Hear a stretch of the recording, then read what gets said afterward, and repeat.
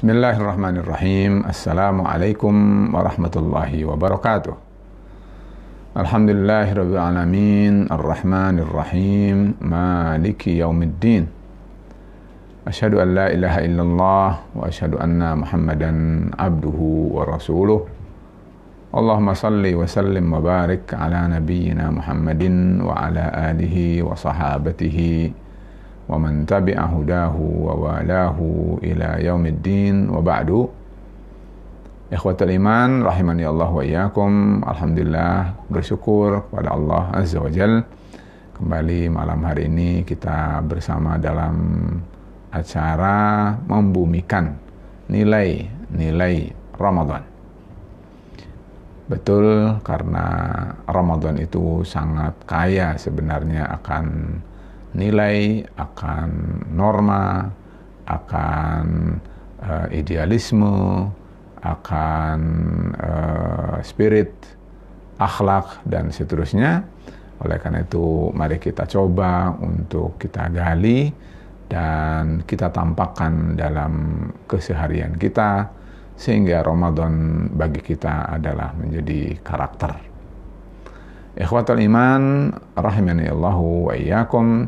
Malam hari ini saya ingin menyampaikan tentang satu hal yang penting, bahkan menjadi sesuatu yang merupakan simbol sebetulnya daripada Islam, dan betapa butuhnya semesta alam saat ini terhadap hal ini, karena ternyata nilai dan norma ini saat ini adalah sedang menguap, karena yang dominan adalah ambisi, yang dominan adalah ketamakan, yang dominan adalah sesuatu yang justru berkontradiksi dengan apa yang kita akan kaji pada malam hari ini.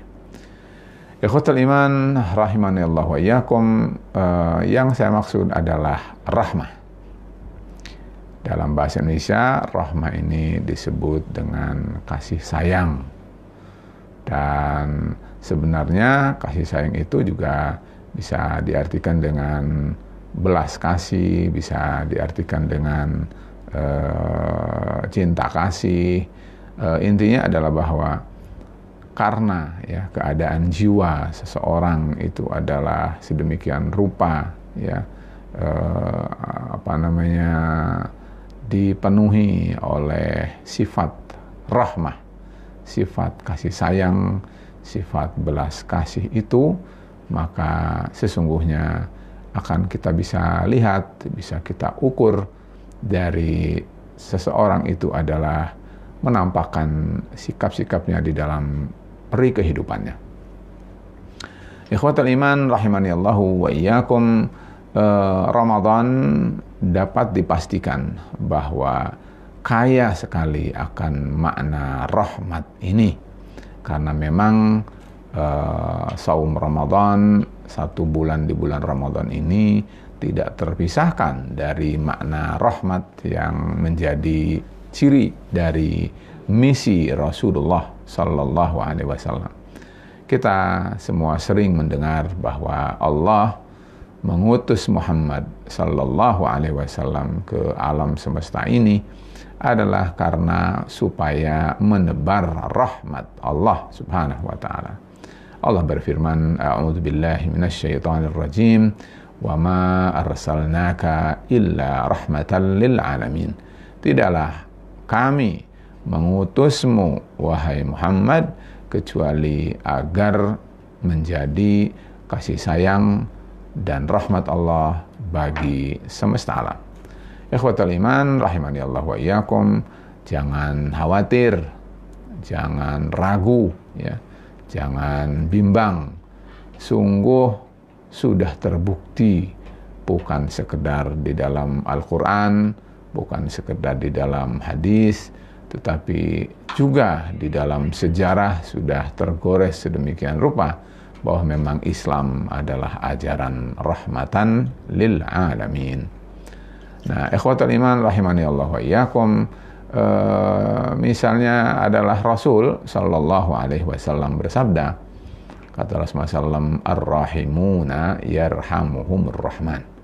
Orang-orang yang penyayang itu akan disayang oleh yang maha penyayang. Karena itu kata Rasul, irhamu man fil ardi yarhamukum man fis sama. Sayangilah oleh kalian yang di bumi, niscaya kalian akan disayang oleh yang di langit. Ikhwatul iman rahimani Allah yakum. Jadi kalau demikian maka sudah pasti ya bahwa Islam itu adalah mengajarkan rahmah, bukan mengajarkan syiddah, bukan mengajarkan ghilzah. Syiddah itu adalah keji, kejam, bengis. Tidak ada ya di dalam Islam mengajarkan seperti itu. Nah, karena apa? Karena memang Islam itu adalah memang ajaran rahmatan lil alamin. Kalau saja terjadi sesuatu yang tidak diinginkan, karena memang sesuatu hal yang fitrah, kalau manusia itu adalah kita perhatikan binatang pun begitu. Kalau sudah terganggu, kalau sudah dianiaya, kalau sudah diinjak, maka wajarlah kalau mungkin saja sedaya dan seupaya yang dimilikinya dia akan bertahan. Nah, ikhwatul iman rahimani Allah wa iyyakum. Ramadan ini adalah di dalamnya kaya akan rahmat. Apakah rahmat yang berasal dari Allah Subhanahu wa taala ataukah rahmat yang berupa ya sesama muslim dan sesama manusia. Nah, ikhwatul iman rahimani Allah wa iyyakum, kalau bukti bahwa Allah menebar rahmah pada bulan ini, maka tidak usah diragukan. Pertama adalah bahwa Allah sejak malam pertama bulan Ramadan, Allah sudah beritakan kepada kita melalui Rasulullah bahwa surga Allah sudah buka, tidak ada yang tertutup pintu-pintunya. Neraka Allah sudah tutup, tidak ada pintu-pintunya adalah yang terbuka. Kemudian syaitan dan para pembangkang dari kalangan jin juga Allah sudah belenggu. Ini apa? Karena apabila manusia sebagai hamba Allah ingin fokus, ingin maksimal di dalam beribadah kepada Allah selama 1 bulan di bulan Ramadan ini, artinya adalah Allah sudah sedemikian rupa membuat suasana dan kondisi ini menjadi kondusif.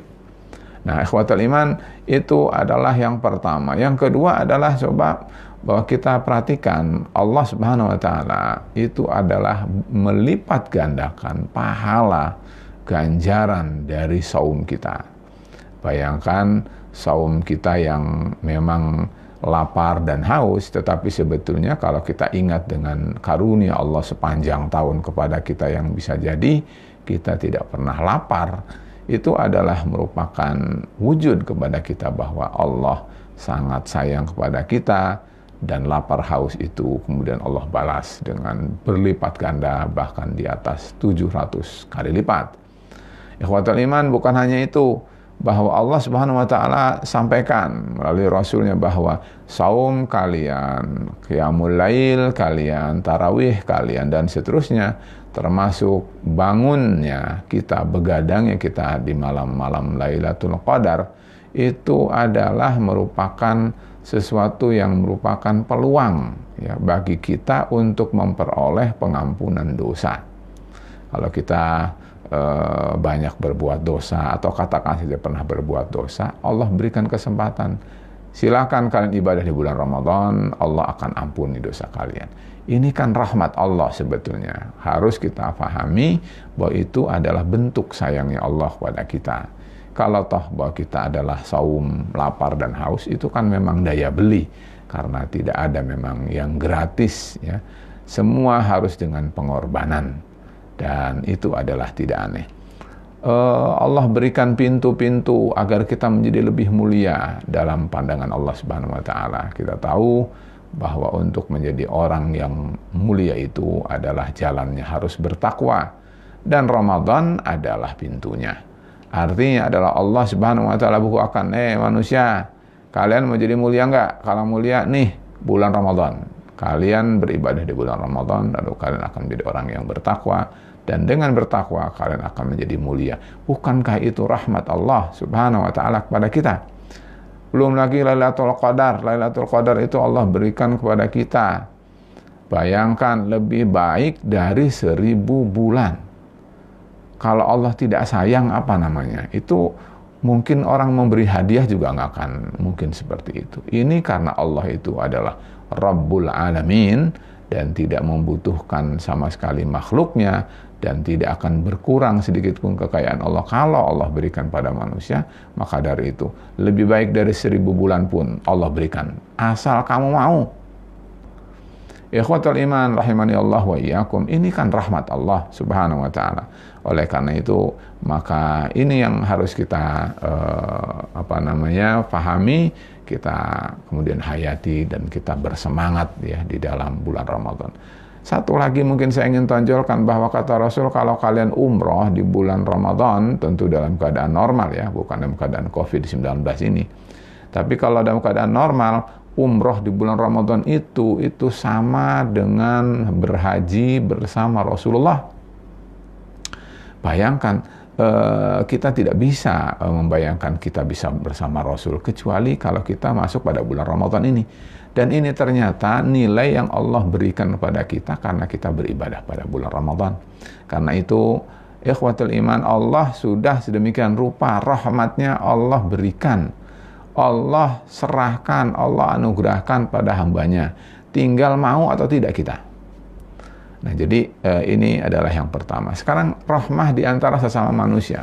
Rahmah di antara sesama manusia yang ada, bisa kita saksikan, bisa kita rasakan pada bulan Ramadan ini adalah bahwa di antara kaum muslimin banyak yang berbagi anugerah dari Allah Subhanahu wa taala, misal dengan ada namanya kebaikan berupa berbagi saum, ya, memberi orang yang sedang saum agar mereka berbuka. Apalagi kalau memberi bukanya itu di saat sekarang paceklik seperti ini adalah memberi orang yang membutuhkan, memberi sesama saja yang sama-sama kufu dengan kita, satu status barangkali dengan kita, yang sudah biasa makan minum setiap hari, itu saja membahagiakan. Bayangkan ikhwatul iman, kalau diberikan buka bersama itu kepada mereka, orang yang sekarang ini semakin merosot karena krisis ekonomi yang seperti kita semua sedang dilanda ini.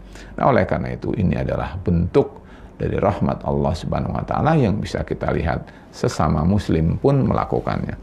Berikutnya adalah ada namanya pembagian zakat. Apakah zakat itu zakat mal ataukah zakat itu zakatul fitrah? Semua adalah merupakan simbol bahwa Allah sayang pada manusia, sehingga kemudian diajarkan manusia harus berbagi sayang itu dengan sesama. Lalu kemudian kita kenal dengan solidaritas. Dan Rasul Shallallahu Alaihi Wasallam telah memberikan contoh tersendiri kepada kita bahwa Rasul itu apabila memasuki bulan Ramadan, Rasul semakin menjadi orang yang dermawan, dan seolah Rasul itu tidak takut dengan kemiskinan. Nah, ikhwatul iman, harus dicoba ya seperti Rasul ini. Nah, karena apa? Karena memang panutan kita adalah Rasulullah, dan itu ada semuanya pada bulan Ramadan. Bahkan mungkin pernah saya sampaikan bahwa rukun Islam sebenarnya semuanya berjalan pada bulan Ramadan. Syahadat la ilaha illallah Muhammad Rasulullah pasti berjalan pada bulan Ramadan. Kemudian salat berjalan pada bulan Ramadan. Kemudian zakat berjalan pada bulan Ramadan. Kemudian saum memang intinya di bulan Ramadan. Dan berikutnya adalah haji, umroh yang tadi saya sampaikan. Haji kecil adalah umroh dan itu berjalan pada bulan Ramadan. Oleh karena itu ikhwatul iman rahimani Allah wa iyyakum, karena itu jangan ragu, jangan syak bahwa Ramadan itu memang betul-betul wujud rahmat Allah Subhanahu wa taala kepada kita. Nah, tetapi setelah kita tahu seperti itu, kita harus menanamkan kepada diri kita, kepada pikiran kita, kepada keyakinan kita, kepada jiwa kita, kepada moralitas kita, tentang rahmat ini. Nah, inilah yang ingin saya garis bawahi ya dari majelis kita kali ini, bahwa kalau demikian berarti Ramadan itu sebetulnya mendidik kita, mengajarkan kita, membiasakan kita untuk sayang, untuk punya sifat rahmah di dalam kehidupan kita. Jangan menjadi orang yang bengis, jangan menjadi orang yang kejam ya. Nah, apalagi ya itu adalah kalau kita lihat pada zaman sekarang, bentuk tidak rahmah itu, bentuk tidak punya kasih sayang itu banyak sekali ragamnya. Kalau misal yang paling durhaka itu adalah dia tidak sayang kepada Allah Subhanahu wa taala. Tidak mencintai Allah Subhanahu wa taala yang telah memberi dia hidup, yang telah memberi dia segalanya, lalu dia tidak cinta dan tidak menyayangi, tidak berkasih kepada Allah Subhanahu wa taala. Karena apa? Karena orang itu justru menganiaya Allah dalam bentuk berbuat menyekutukan Allah atau syirik, padahal syirik itu adalah kezaliman yang sangat besar. Orang yang menyekutukan Allah berarti sama dengan orang yang tidak ya mengetahui hak Allah Subhanahu wa taala. Itu adalah terhadap Allah, belum terhadap misalnya katakan saja terhadap orang tua. Ya, orang tua itu di dalam Al-Qur'an diposisikan setelah Allah Subhanahu wa taala. Allah dulu baru kedua orang tua. Kalau mungkin kita sama-sama berenung, menghayati, menghisab diri, mengintrospeksi, tidak sedikit kaum muslimin yang bisa jadi mengabaikan orang tuanya. Dia adalah tidak memperhatikan orang tua, padahal dia adalah termasuk birrul walidain. Artinya orang yang tidak menyayangi orang tua itu berarti telah bagian daripada uquq, dan itu adalah bagian dari durhaka. Oleh karena itu, ikhwatul iman, Ramadan itu telah mengingatkan kita.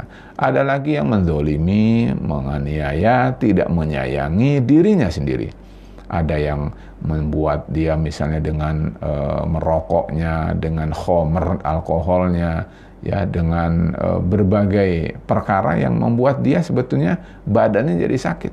Hatta termasuk dengan makan minum yang tidak sesuai dengan kebutuhan, bahkan dipaksakan untuk mengkonsumsi yang merusak jaringan tubuhnya. Itu juga sudah termasuk dia tidak sayang kepada dirinya.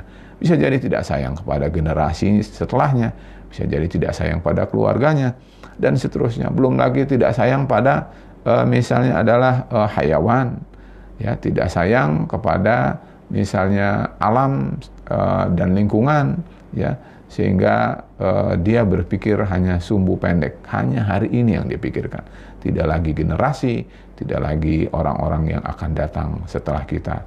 Sehingga apa? Bisa jadi kekayaan alam ini adalah dihamburkan, bisa jadi diserahkan, bisa jadi dihibahkan, bisa jadi dengan cara apapun, kemudian bukan untuk kepentingan bangsa dan negara. Dan itu adalah termasuk tidak punya rasa kasih sayang. Dan kalau saya uraikan tentang bagaimana orang juga tidak sayang terhadap sesama, wah sekarang ini minimal 5 yang menjadi sendi yang harusnya dijaga bisa jadi terlanggar semua. Misalnya adalah dia harusnya sayang terhadap sesama dari sisi nyawa. Berapa banyak terjadi pembunuhan? Kalau misalnya terhadap sesama dari sisi harta, berapa banyak begal, garong, mencuri, mencopet, korupsi, dan seterusnya. Kalau misalnya kita lihat terhadap sesama, tidak sayang terhadap sesama, itu adalah mengeksploitasi orang-orang miskin, orang-orang yang lemah misalnya. Kalau misalnya dari sisi misalnya adalah juga dari sisi harga diri, ya tidak sedikit orang yang dia tidak sayang kepada saudaranya sehingga dia menyakiti harga dirinya, hatinya, dan seterusnya. Termasuk adalah juga akidahnya, keyakinannya, prinsip-prinsip hidupnya, hak-hak yang sangat merekat dengan eksistensi kehidupannya. Pada zaman sekarang bisa jadi kita sering mendengar ada namanya persekusi, ada istilah namanya kriminalisasi, ada namanya diskriminasi.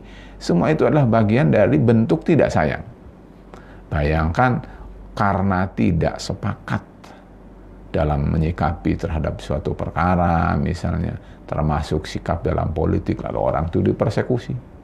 Karena misalnya orang itu tidak sama setujuan dengan kita, tidak seide dengan kita, atau bertolak belakang dengan urusan politiknya, bisa jadi lalu orang itu tadinya tidak terpidana, sekarang harus jadi terpidana. Kalau misalnya ya itu adalah disebut dengan kriminalisasi. Kalau misalnya tadinya adalah orang itu hanya karena beda jenis kelamin, laki-laki dan perempuan, atau beda suku, atau beda agama, lalu terjadilah diskriminasi. Ikhwatul iman, semua ini adalah sebetulnya merupakan bentuk-bentuk dari tidak atau menipisnya kasih sayang di antara kita.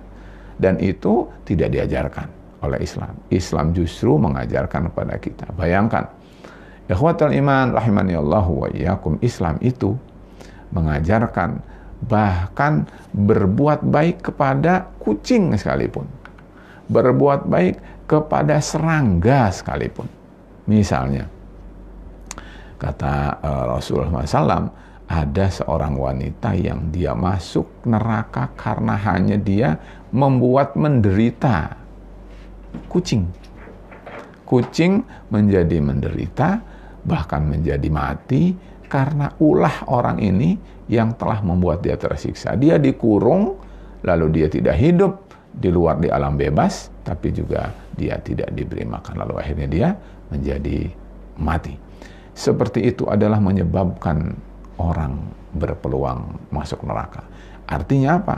Ikhwatul iman, tidak boleh semena-mena, tidak boleh membuat binatang menjadi menderita. Kalau ada orang yang menanam, kata Rasulullah SAW, ma min muslimin yaghrisu gharsan.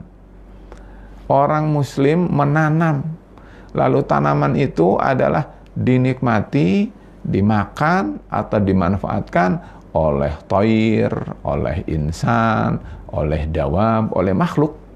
Mungkin diserap apanya, inti sarinya, putik sarinya, atau apanya, dinikmatilah gitu terhadap apa yang ditanam oleh manusia. Kata Rasul, semua itulah bagian dari sedekah. Ikhwatul iman rahimani Allah wa iyyakum. Jadi dalam Islam itu adalah sangat luhur. Kasih sayang itu adalah sangat ditanamkan di dalam Islam. Nah, oleh karena itu, marilah melalui Ramadan ini kita hidupkan kepekaan itu. Kita tumbuhkan sensitivitas itu bahwa Islam itu mengajarkan rahmah. Ya. Jadi tidak mengajarkan ketiranian, tidak mengajarkan kebengisan. Nah, karena apa? Karena memang tabiat, ya. Bahkan identitas Islam itu adalah seperti yang tadi saya katakan, wa ma arsalnaka illa rahmatan lil alamin. Kenapa masalahnya seperti ini adalah tidak terjadi? Kenapa masalah seperti ini adalah menjadi krisis? Kenapa seperti ini menjadi menguap? Adalah bisa jadi karena orang itu lemah dalam menyerap atau penanaman terhadap dirinya terkait dengan pendidikan. Apakah moral, ataukah nilai, ataukah norma, terlebih lagi kalau norma itu adalah berasal dari agama Islam. Orang yang kurang mendapatkan porsi yang cukup di dalam pemahaman keislamannya, bisa jadi orang itu adalah tidak paham bagaimana memainkan dan memerankan makna rahmat itu sendiri. Kedua adalah bisa jadi karena media. Media ini yang memperlihatkan bisa jadi ba'da bangun tidur, subuh-subuh, yang diperlihatkan sudah kriminal, sudah garong, sudah memperkosa, sudah membunuh. Bayangkan ikhwatul iman, itu bisa merekat pesan itu kepada benak setiap orang yang mereka imannya lemah, jiwanya lemah, moralnya lemah, lalu bisa jadi itu adalah menjadi bagian dari pendidikan buruk. Ikhwatul iman yang dirahmati Allah Subhanahu wa taala, ini adalah bisa menjadi penyebab, atau bisa jadi karena kemiskinan. Orang yang miskin sudah ditambah imannya lemah, miskin pula. Akhirnya apa? Dia berpikirnya adalah pendek, yang penting dia bisa makan, yang penting dia bisa senang, lalu tidak tahu mana yang halal, mana yang haram, lalu serobot juga. Bisa jadi miskinnya itu bukan miskin materi, tapi miskin moral, miskin akhlak, miskin nurani, sehingga apa? Dia tidak tahu apakah orang menderita atau tidak. Kalau dia berbuat, dia pun tidak tahu. Yang penting sabat saja, akhirnya apa? Menjadikan orang lain mati, menjadikan orang lain terbunuh karakternya, menjadi orang lain adalah menjadi korban dari perbuatan dan sikap buruknya itu.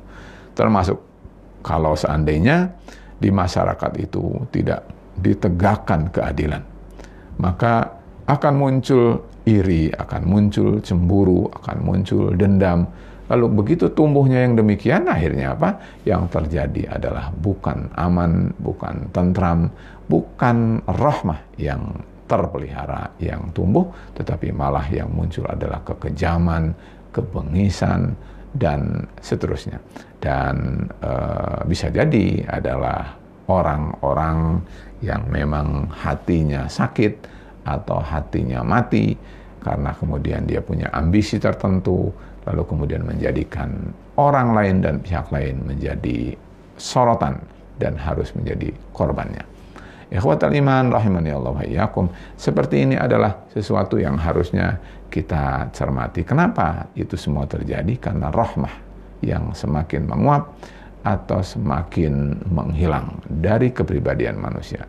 Nah, karena itu kalau menurut saya harus ada usaha sebelum tenggelam, harus ada perjuangan yang sungguh-sungguh, yang gigih sebelum menyesal. Nah, apa yang harus kita tumbuhkan? Ramadan sudah terbukti sedemikian rupa memberikan pelajaran mahal bagi kita, pelajaran yang utama pada kita. Apa yang harus kita implementasikan dari Ramadan terkait dengan rahmat ini? Yang pertama, ikhwatul iman adalah pengajaran dan pelajaran dan pendidikan, terutama di keluarga. Kalau di keluarga saja sudah tidak bisa menanamkan rahmah, maka anak kecil atau anak itu akan tumbuh terkesan, tersimpan dalam memorinya, sehingga dia akan mungkin saja meletus di masa yang saat dia sudah besar dan dewasa, lalu dia menjadi orang yang bukan rahmah, tetapi orang yang sadis, orang yang tidak punya nurani, orang yang tidak punya perasaan, dan seterusnya. Kedua adalah harus ada qudwah. Qudwah dari bapak, qudwah dari ibu tentang rahmah, qudwah dari masyarakat. Bahwa sebenarnya kasih sayang itu bukan terjadi dengan sendirinya. Harus ada profil, harus ada contoh bagaimana rahmah itu adalah harus diserap oleh generasi muda, oleh anak-anak kita yang akan menjadi pelanjut kita, bangsa, dan negara. Berikutnya adalah harus terwujud, berusaha untuk mewujudkan keadilan sosial. Karena orang yang tidak merasa diperlakukan dengan adil, dia mungkin dizolimi, dia mungkin dianiaya, mungkin dihina, atau mungkin haknya adalah dirampok, begitu ya. Kemudian tidak dihargai, atau dilecehkan, atau dihina, dan seterusnya. Tentu ini semua akan menjadi pemicu seperti tadi sudah saya sampaikan. Oleh karena itu perlu ditumbuhkan yang disebut dengan keadilan di dalam masyarakat ini, sehingga yang terjadi adalah insya Allah satu sama lain saling kasih sayang. Berikutnya adalah harus ada pengendalian terhadap media, jangan jor-joran begitu saja. Kasihanilah diri kita, kasihanilah generasi muda yang akan datang, yang akan menjadi pengganti kita. Kita pun kalau tidak bisa mengendalikannya malah menjadi korbannya, apalagi anak yang belum dewasa. Ikhwatul iman rahimani Allah wa iyyakum, semestinya media atau apapun teknologi harus menjadi alat bagi mempermudah kemajuan peradaban, atau bahkan untuk beribadah kepada Allah SWT. Bukan kemudian justru untuk membuat menjadi suasana yang tidak nyaman atau tidak menanamkan rahmat itu sendiri.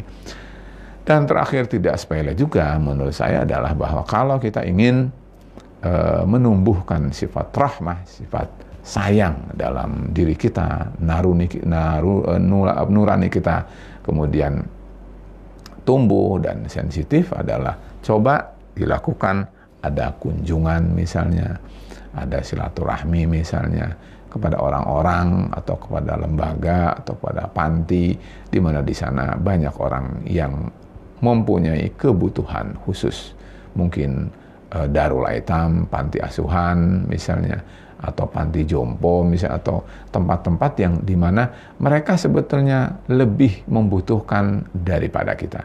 Begitu kita melihat banyak orang yang lebih susah daripada kita, semestinya kalau kita manusia yang masih wajar, nurani dan jiwanya, akan tumbuhlah rasa belas kasihan itu, lalu kita akan peduli kepada mereka, lalu kita akan berbelas kasih sayang sama mereka, dan akhirnya adalah tentu tumbuhlah kasih sayang di antara kita.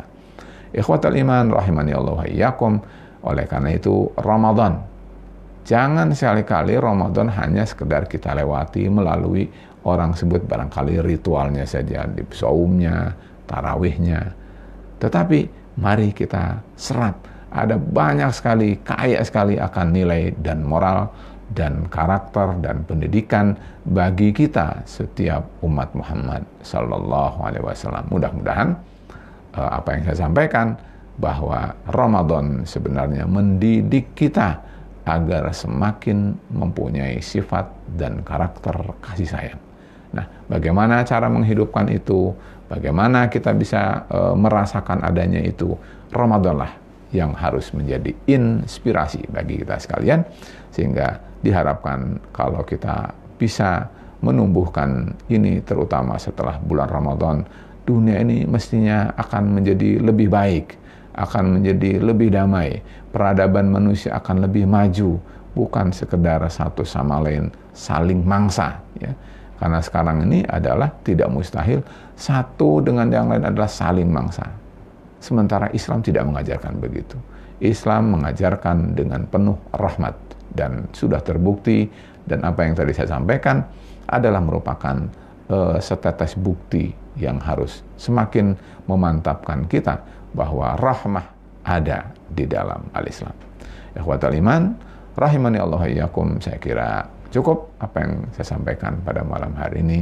Mudah-mudahan menjadi penambah kita dan penumbuh bagi sifat rahmah kita. Dan sekali lagi, mudah-mudahan Ramadan ini setelah kita lalui nanti menjadikan kita lebih baik dan lebih mulia. Wabillahi taufiq wal hidayah. Wassalamualaikum warahmatullahi wabarakatuh.